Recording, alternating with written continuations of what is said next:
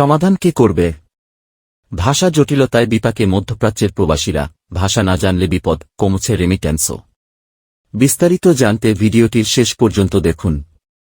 আরবি ভাষায় একেবারেই কেবলা হেকিম, চাঁপাইনবাবগঞ্জের ভোলাহাটের রবিউল আওয়াল।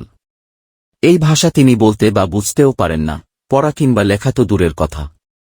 দালালের প্রলোভনে সচ্ছলতার আশায় সৌদি আরবে পাড়ি জমানো রবিউলের তাই দেশটিতে গিয়ে প্রথমে কাজ পেতে সমস্যা হয়। বহু কাঠখড় পুড়িয়ে কাজ মিললেও মাস শেষে সাকুল্যে পেতেন ৮০০ রিয়াল, বাংলাদেশি টাকায় যা ২৪,০০০ টাকা। অথচ ভাষা দক্ষতা থাকায় একই কাজ করে অন্য এক শ্রমিক মজুরি পান ১,৭০০ রিয়াল। ধীরে ধীরে নিজের চেষ্টায় প্রায় ৫ মাসে রবিউল আরবি শেখেন। এখন তিনি একটি ফার্মেসিতে ১,৮০০ রিয়াল বা ৫৪,০০০ টাকা বেতনে কাজ করেন। রবিউলের মতো হাজারো শ্রমিক প্রতি বছর ভাষা না শিখেই বিদেশে পাড়ি জমান, যাদের অধিকাংশ স্বল্প মজুরিতে চাকরি করেন। অনেকে আশানুরূপ বেতন না পেয়ে ফিরে আসেন দেশে। তবে সরকারিভাবে প্রশিক্ষণ নিয়ে বিদেশে গেলে এমন সমস্যা হয় না। মধ্যপ্রাচ্য বড় গন্তব্য, ভাষা না জানলে বিপদ। জনশক্তি কর্মসংস্থান ও প্রশিক্ষণ ব্যুরো বিএমইটি বলছে, ২০২৩ সালে বাংলাদেশ থেকে সৌদি আরবে ৪,৯৭,৬৭৪, সংযুক্ত আরব আমিরাতে ৯৮,৪২২, কুয়েতে ৩৬,৫৪৮, ওমানে ১,২৭,৮৮৩, কাতারে ৫,৬,১৪৮ জন শ্রমিক গেছেন। সবগুলো দেশের ভাষাই আরবি। বছরে এত শ্রমিক গেলেও তাদের ভাষা প্রশিক্ষণের কোনো ব্যবস্থা নেই। ফলে তারা কর্মক্ষেত্রে ভোগান্তিসহ ন্যায্য মজুরি থেকে বঞ্চিত হচ্ছেন। খোঁজ নিয়ে জানা গেছে, দেশে বিদেশি ভাষা প্রশিক্ষণের সরকারি প্রতিষ্ঠান একেবারেই নগণ্য। শহরে কিছু প্রতিষ্ঠান থাকলেও উপজেলা পর্যায়ে নেই বললেই চলে। ফলে বিদেশগামী শ্রমিকরা ভাষা শিখতে অনীহা দেখান। বিদেশে যাওয়ার পর তারা বিষয়টি বুঝতে পারেন। দেশে সরকারিভাবে জাপানি, কোরিয়ান, ইংরেজি এবং চাইনিজ ভাষা শিক্ষার প্রতিষ্ঠান থাকলেও আরবি ভাষা শিক্ষার তেমন কোনো প্রতিষ্ঠান নেই।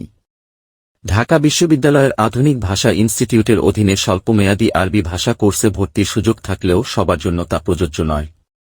সেখানে ভর্তি হতে এইচএসসি পরীক্ষায় উত্তীর্ণের সনদ থাকতে হয়, যা বেশিরভাগ শ্রমিকেরই নেই।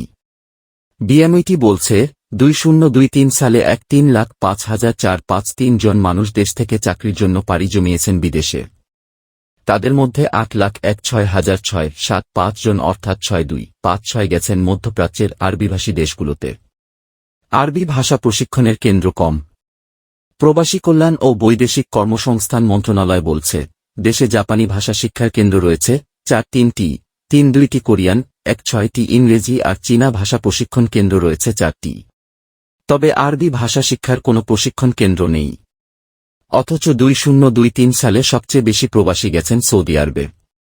২০২২-২৩ অর্থবছরে প্রবাসী কল্যাণ ও বৈদেশিক কর্মসংস্থান মন্ত্রণালয়ের অধীন জনশক্তি কর্মসংস্থান ও প্রশিক্ষণ ব্যুরোর আওতায় দেশজুড়ে ৫টি প্রশিক্ষণ কেন্দ্রে ৪টি দেশের ভাষা শিক্ষা দেওয়া হয়। ৬ মাস মেয়াদে ৮০০ জন জাপানি ভাষা শিখেছেন। এছাড়া ৬ মাস মেয়াদে কোরিয়ান ভাষা শিখেছেন ৮০৫ জন, ২ মাস মেয়াদে ইংরেজি শিখেছেন ৭২৮ জন এবং ৩ মাস মেয়াদে চীনা ভাষা শিখেছেন ৯০ জন। গত অর্থবছরে মোট ভাষা প্রশিক্ষণার্থীর সংখ্যা ২,৪২৩। অথচ ওই সময় প্রায় ৩ লাখ শ্রমিক বিদেশে পাড়ি জমিয়েছেন। বিএমইটি বলছে, এখন দক্ষিণ কোরিয়া, জাপান ও হংকংয়ের বিধিমালা মেনে শ্রম অভিবাসনের জন্য ভাষা পরীক্ষা বাধ্যতামূলক করা হয়েছে।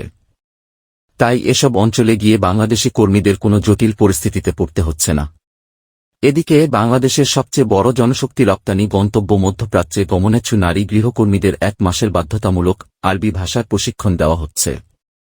তবে সংশ্লিষ্ট কর্মকর্তারা বলেছেন, আরবি শেখার জন্য তা মোটেও যথেষ্ট নয়। ভাষাই শক্তি। এ বিষয়ে জনশক্তি কর্মসংস্থান ও প্রশিক্ষণ ব্যুরোর পরিচালক, প্রশিক্ষণ পরিচালনা মো. সালাহউদ্দিন বলেন, ৭ বছর আগে আরবি ভাষা শিক্ষা কোর্স ছিল।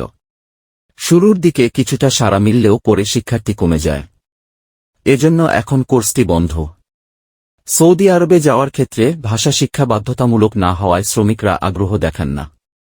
তিনি বলেন, সম্প্রতি সংশ্লিষ্ট মন্ত্রণালয়ের প্রতিমন্ত্রী সারা দেশে আবার আরবি ভাষা কোর্স চালুর জন্য আমাদের নির্দেশনা দিয়েছেন। আমরা সেই মোতাবেক কাজ শুরু করেছি। ব্র্যাক বিশ্ববিদ্যালয়ের সহকারী অধ্যাপক ও মাইগ্রেশন বিশেষজ্ঞ সৌমিত চন্দ্র জয়দীপ জানান, শ্রমবাজারে ভাষাজ্ঞান একটি শক্তি। শুধুমাত্র ভাষা ভালো জানার জন্য আমাদের দেশের কর্মীদের তুলনায় ফিলিপাইন, ভারত ও শ্রীলঙ্কার কর্মীদের বেতন দ্বিগুণ বা তার চেয়েও বেশি। ঢাকা বিশ্ববিদ্যালয়ের আন্তর্জাতিক সম্পর্ক বিভাগের অধ্যাপক তানজিম উদ্দিন খান বলেন, অল্প শিক্ষিত ও অদক্ষ জনগোষ্ঠীর বিদেশে যাওয়ার প্রবণতা বেশি।